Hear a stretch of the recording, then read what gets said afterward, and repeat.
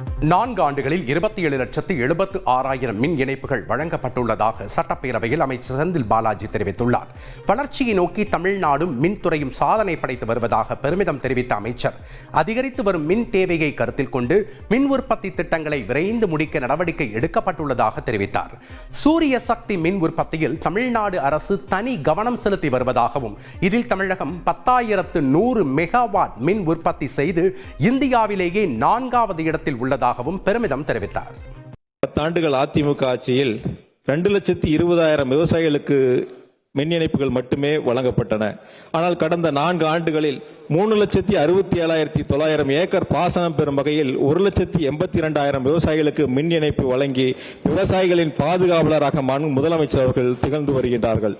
தமிழ்நாட்டினுடைய மொத்த மின் நுகர்வோர் 3.44 கோடியாகும். 1/4/2021 தமிழ்நாட்டினுடைய மொத்த மின் நிறுவுதிறன் 32,595 மெகாவாட் என்பது தற்போது இந்த 4 ஆண்டுகளில் 39,770 மெகாவாட்டாக அதிகரிக்கப்பட்டுள்ளன. அதேபோல கடந்த அதிமுக ஆட்சியில் 2016-21 அதிகபட்ச உச்ச மின் தேவை என்பது 16,481 மெகாவாட் மட்டுமே.